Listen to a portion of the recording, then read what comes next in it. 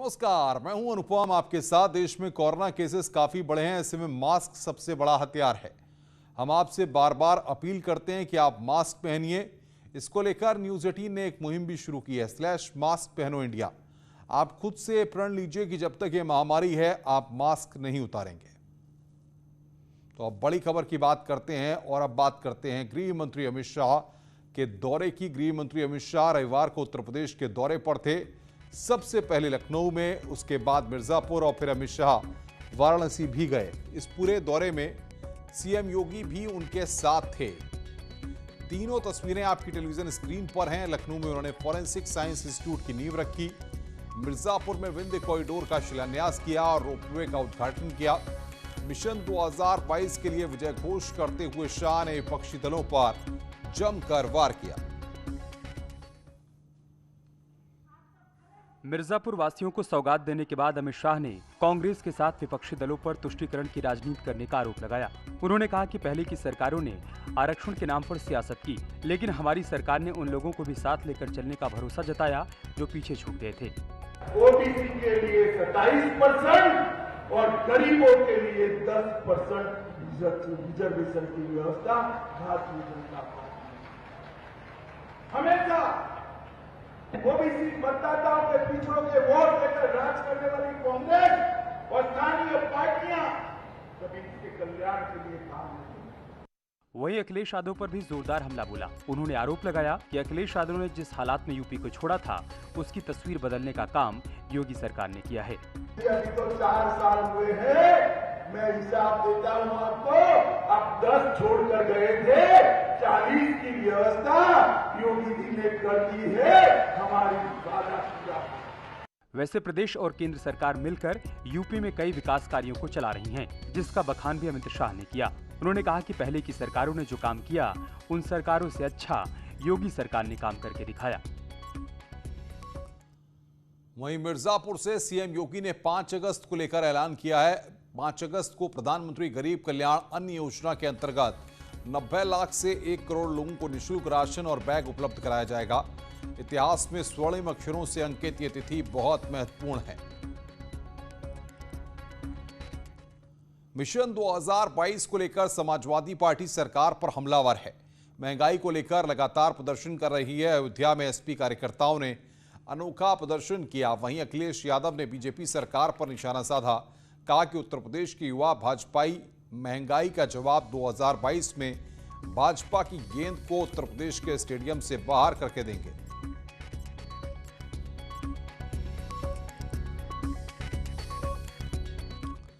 ब्राह्मण सम्मेलन, पिछड़ा सम्मेलन और अब न्याय यात्रा की सुबुगाहट है। आरएलडी पश्चिमी उत्तर प्रदेश में दलितों के लिए न्याय यात्रा निकालेगी। आरएलडी की न्याय यात्रा सहारनपुर से निकलेगी, मुजफ्फरनगर, मेरठ होते हुए आगरा तक जाएगी। आरएलडी का मकसद दलित जातियों को अपने पाले में करने का है। वहीं कांग्रेस 3 अगस्त से दलित चेतना यात्रा निकाल रही है। यानी बीएसपी के ब्राह्मण सम्मेलन के बाद अब सभी पार्टियां दलित वोट बैंक पर जोर लगा रही हैं।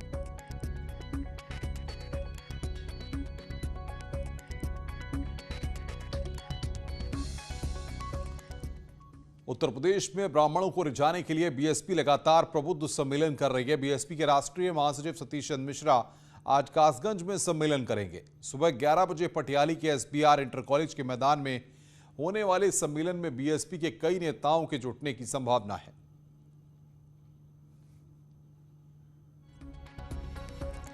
तो ब्राह्मण यहां पर बीएसपी का बेड़ा पार करेंगे। आज कासगंज में बीएसपी का प्रबुद्ध सम्मेलन होने जा रहा है।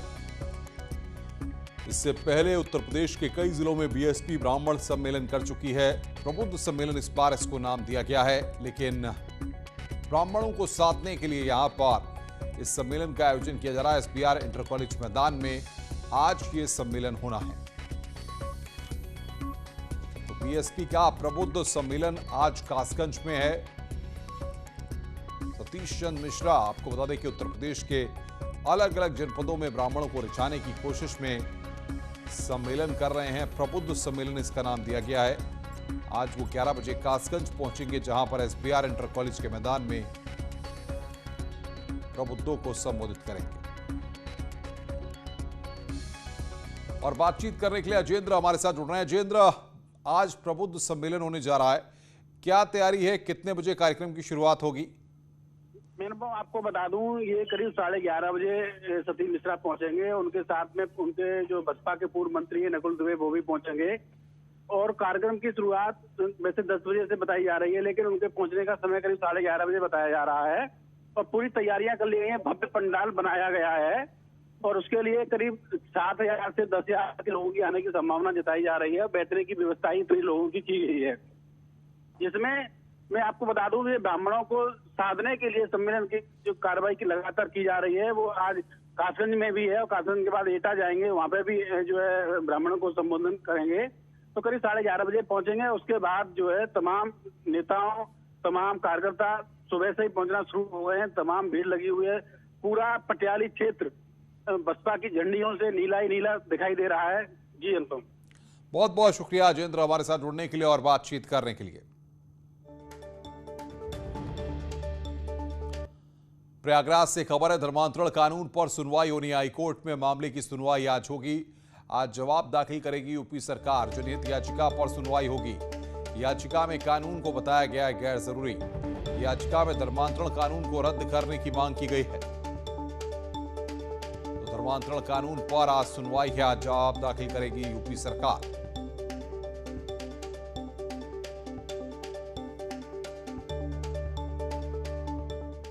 अगस्त को मुहर्रम का जुलूस निकाला जाएगा, जिसके लिए यूपी सरकार ने गाइडलाइन जारी की है, जिस पर अब विवाद शुरू हो गया है। ड्राफ्ट में भाषा के इस्तेमाल को लेकर शिया समुदाय में रोष है। दरअसल गाइडलाइन में मुहर्रम को त्योहार लिखा गया है, जिस पर मौलाना सैफ अब्बास का कहना है कि गाइडलाइन में लिखी भाषा से शिया समुदाय की धार्मिक भावनाओं को ठेस पहुंची है। गाइडलाइन के ड्राफ्ट को तुरंत बदलने की मांग की गई है। साथ ही चेतावनी भी दी गई है कि अगर ड्राफ्ट वापस नहीं लिया गया तो मुहर्रम के संबंध में होने वाली मीटिंग में मौलाना हिस्सा नहीं लेंगे।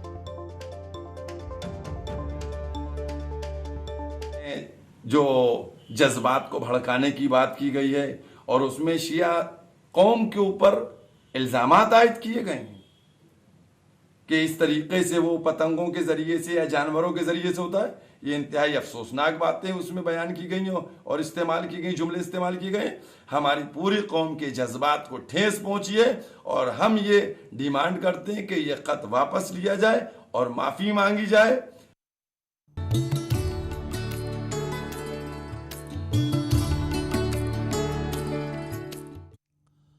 5 अगस्त को अयोध्या राम मंदिर शिलान्यास के 1 साल पूरे होने वाले हैं। 1 साल पूरा होने के उपलक्ष्य में ट्रस्ट की तरफ से खास तैयारी की गई है। इस बार राम मंदिर परिसर में जिस जगह प्रधानमंत्री नरेंद्र मोदी ने भूमि पूजन किया था, वहां पर विशेष पूजा पाठ का अनुष्ठान किया जाएगा।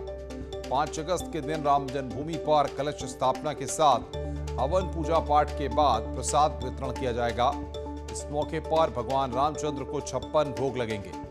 इस मौके पर रामादल की तरफ से तैयार की गई रामलला की खास पोशाक धारण करवाई जाएगी। रामलला के पारंपरिक वस्त्र तैयार करने वाले टेलर को ऑर्डर दिया गया है। रामादल की तरफ से इस बार भी 5 अगस्त को भेंट किया जाएगा रामलला को रत्न जड़ित वस्त्र। इस बार 5 अगस्त को गुरुवार के दिन होने की वजह से भगवान राम को पीले रंग के वस्त्र धारण करवाए जाएंगे। इस बार भगवान राम के भव्य मंदिर के लिए स्वर्ण पत्र चौखट का ऑर्डर दिया जाएगा। और बातचीत करने के लिए अनामिका सिंह हमारे साथ जुड़ रही हैं। अनामिका, बड़ी भव्य तैयारी यहां पर इस खास मौके को लेकर की जा रही है, बताइए जरा क्या क्या तैयारियां हैं और किस तरीके से इसकी प्लानिंग की गई है। देखिए अनुपम, ये ऐतिहासिक मौका था जब पिछले साल 5 अगस्त 2020 को प्रधानमंत्री मोदी पहली बार अयोध्या आए और उन्होंने भव्य मंदिर के लिए शिला पूजन किया, आधारशिला रखी। हालांकि इस 1 साल में लगातार मंदिर के निर्माण का कार्य चल रहा है, नींव की भराई का काम चल रहा है, लेकिन शिलान्यास की 1 साल पूरे होने को लेकर ट्रस्ट भी बेहद उत्साहित है। साधु संतों में भी खासा उत्साह है, लिहाजा इस दिन को ज्यादा स्पेशल बनाने की तैयारियां की जा रही हैं। सबसे पहले तो ये कहा जा रहा है कि चूंकि कोविड काल चल रहा है, बहुत सारे लोगों को बुलाया नहीं जा सकता, लिहाजा जिस राम जन्मभूमि पर जहां पर पीएम मोदी ने शिला पूजन किया था, ठीक उसी जगह पे खास पूजा पाठ किया जाएगा, कलश स्थापना की जाएगी, हवन पूजा पाठ के साथ अब जो प्रसाद होगा वो वितरित किया जाएगा। इस दिन भगवान रामलला को 56 भोग जो चढ़ाए जाते हैं उनको, उसमें जिसमें फल, मिठाइयाँ, पूरी सब्जी से लेकर के तमाम वैरायटी होती है, यानी कि 56 भोग का भोग लगाया जाएगा उस दिन और वो प्रसाद के रूप में वितरित भी किया जाएगा। पिछले साल आपको याद होगा अनुपम, जब 1 साल जब शिलान्यास हुआ था मंदिर का, तो उस वक्त रामा दल की तरफ से वस्त्र भेंट किया गया था रामलला को। हालांकि उस वक्त बुधवार का दिन पड़ा था और दिन के हिसाब से ही रामलला को वस्त्र भेंट किए जाते हैं, तो बुधवार होने की वजह से हरे रंग के वस्त्र भेंट किए गए थे। लेकिन एक साल के बाद इस बार 5 अगस्त को गुरुवार का दिन पड़ रहा है और दिन के हिसाब से पीला वस्त्र तैयार करवाया जा रहा है। ये भी कहा जा रहा है कि वस्त्र का ऑर्डर दे दिया गया है। पीले वस्त्र में नवरत्न जड़ित होंगे, बेहद खूबसूरत वस्त्र होगा और इस बार गुरुवार के दिन चूंकि शिलान्यास के 1 साल पूरे हो रहे हैं तो पीले रंग का वस्त्र चढ़ाया जाएगा भगवान रामलला को। अनामिका, क्या जानकारियां मिल पा रही हैं इस मौके पर? क्या उत्तर प्रदेश सरकार की तरफ से मुख्यमंत्री या कोई और भी इस मौके पर अयोध्या पहुंच सकता है? कुछ अपडेट्स हैं? देखिए अनुपम, कई बड़े कार्यक्रम यहाँ पर करने की तैयारी की जा रही है ट्रस्ट की तरफ से भी, साधु संतों की तरफ से भी। इसमें सबसे बड़ी बात तो ये कही जा रही है कि चूंकि 5 अगस्त का दिन काफी महत्वपूर्ण है, लिहाजा इसी दिन से पीएम मोदी अन्न महोत्सव की शुरुआत कर रहे हैं जो पूरे देश में मनाया जाएगा। इसके अलावा ये भी कहा जा रहा है कि चूंकि राम जन्मभूमि पर भी खास पूजा पाठ का प्रावधान है या विशेष पूजा अर्चना की तैयारी है, लिहाजा प्रदेश सरकार के मुख्यमंत्री या कोई और भी डिग्निटरीज वहां पहुंच सकते हैं। हालांकि ट्रस्ट के तमाम सदस्य इस मौके पर वहां पर मौजूद रहेंगे, इसमें कोई दो राय नहीं है। इसके अलावा जो सबसे महत्वपूर्ण बात है वो ये है, जो हमारे पास इंफॉर्मेशन निकल कर आ रही है उसके जरिए ये बताया जा रहा है कि उसी दिन से आम श्रद्धालुओं को भी ये देखने का मौका मिलेगा कि राम मंदिर के निर्माण का कार्य कहाँ तक पहुंचा है। तो ये बहुत कुछ खास तैयारियां ट्रस्ट की तरफ से की जा रही हैं कि जो कि जब 1 साल पूरा हो रहा है, मंदिर के निर्माण का कार्य पूरा हो रहा चल रहा है, तो लोग भी ये जान सकें कि किस तरीके से निर्माण का कार्य चल रहा है। पीले रंग का पोशाक धारण करवाया जाएगा और वो पूरा का पूरा दिन अलग अलग मंदिरों में दीप जलाए जाएंगे। ये संतों की तरफ से खुद से इनिशिएटिव लिया गया है। अयोध्या के तमाम साधु संतों से जब मैंने बात की तो उन्होंने बताया कि वो उस दिन को भुलाना नहीं चाहते, इसीलिए दिवाली की तरह मनाएंगे उसको और उस दिन अपने अपने मठों में, शिवालयों में, मंदिरों में विशेष पूजा पाठ करेंगे वो। इसके अलावा चूंकि सावन का महीना है और सावन के महीने के साथ साथ रामलला के जो आराध्य थे वो भोलेनाथ थे, लिहाजा अयोध्या में उस दिन रामलला के साथ साथ भोलेनाथ की भी खास पूजा की जाएगी, रुद्राभिषेक किया जाएगा और उनको भी वस्त्र चढ़ाए जाएंगे। बिल्कुल बिल्कुल अनामिका, बहुत बहुत शुक्रिया आपका तमाम चीजों को विस्तार से बताने के लिए। अनामिका सिंह हमारी संवाददाता लखनऊ से इस पूरी खबर पर हमें अपडेट दे रही थी।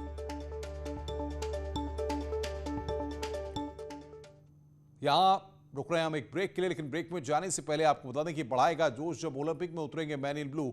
आप भी पहनिए टीम इंडिया वाला टी शर्ट, जानिए इसे जीतने का क्लू। बस स्क्रीन पर दिख रहे QR कोड को आप स्कैन करें।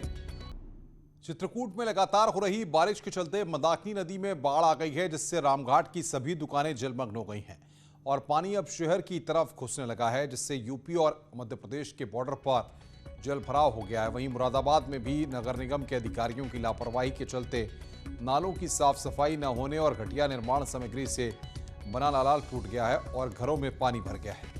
उधर सोनभद्र में कई दिनों से लगातार हो रही बारिश से सड़कों पर घुटनों तक पानी भर गया है, जिससे सड़कें तालाब में तब्दील हो गई हैं।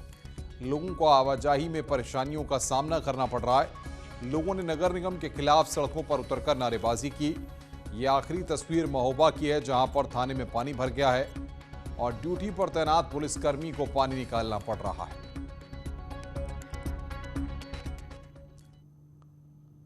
इस बुलेटिन में फिलहाल